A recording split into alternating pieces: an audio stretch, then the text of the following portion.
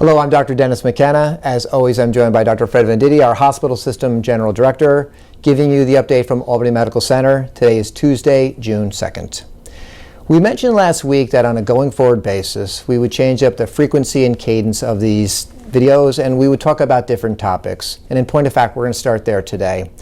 Fred, I think we've all been watching the news. What we're seeing out there is very difficult to watch, what's happening in our communities. It really is. And we thought that we'd start today just by addressing that to our workforce. So what are your thoughts, Fred? So Dennis, I agree with you. Watching what's been happening here in Albany and really around the country has been very hard. Yeah. Watching people fight with each other, really some terrible, terrible things happening out there. Yeah.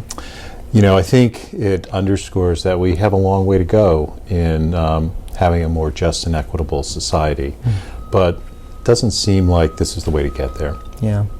One thing we'd like to say to our workforce is that we absolutely respect everybody who works here. We're members of this community. In point of fact, we have a very diverse workforce. We're very proud of that. Yes. And in point of fact, we have an international workforce, which we think makes us stronger. I think historically we've had a lot of unity and mutual respect here. Yes. In addition, Fred, we're physicians. We know that there's no discrimination when it comes to care for patients here at this hospital. We're here to care for everyone in our Right. community, whether they're first responders, people that are sick for other reasons, Yes. injured, etc. We're here for the entire community. Right. And you did mention first responders, and I think it's important to point out that we have an excellent working relationship with the police as well. And so I think our message to our workforce is we're very proud of you. We're very proud to be members of this community.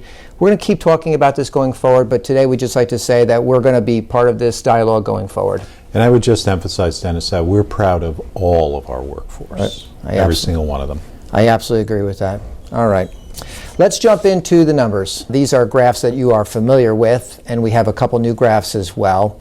Let's put up the first one, which shows the activity of COVID-19 patients in the 8 counties of the Capital Region. Currently, we have 82 patients being treated for COVID-19. If you look on the graph, the high water mark there, Fred, was 205 at one point.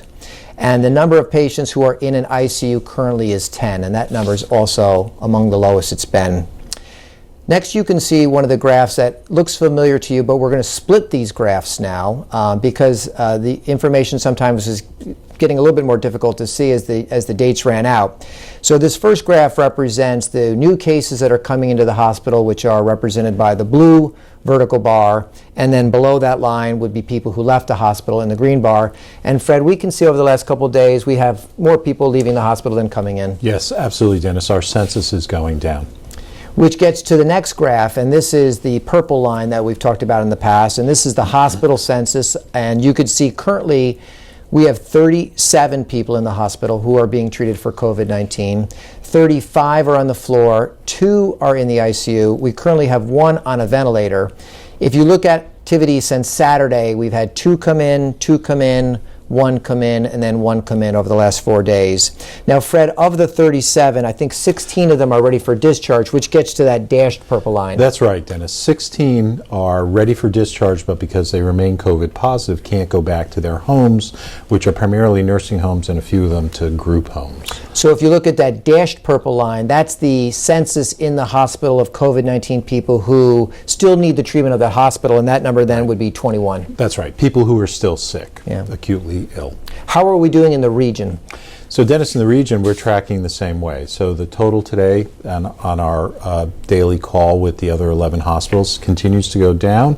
So I think we're in the low 80s, and there are 7 ventilated patients across the region, so we remain in single digits. So that's all a good trend. It sure is.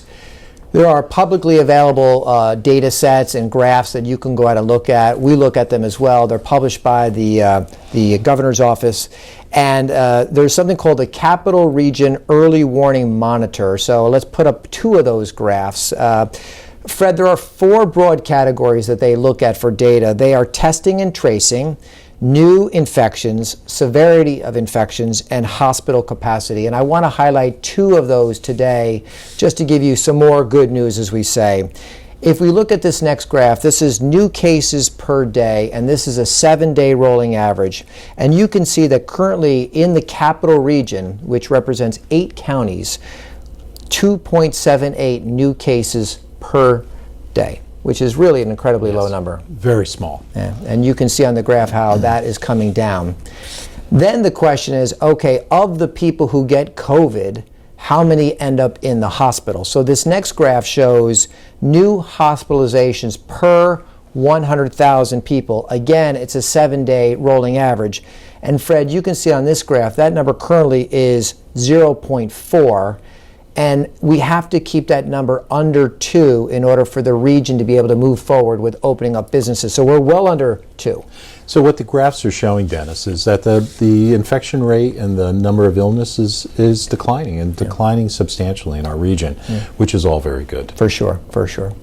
All right, let's update on a couple other areas. I know that we have talked in the past about opening up our operating rooms on Saturday, and again, I think we have some more good news. So this past Saturday, we actually ran some rooms at the South Clinical Campus, which is our ambulatory surgery center on Hackett.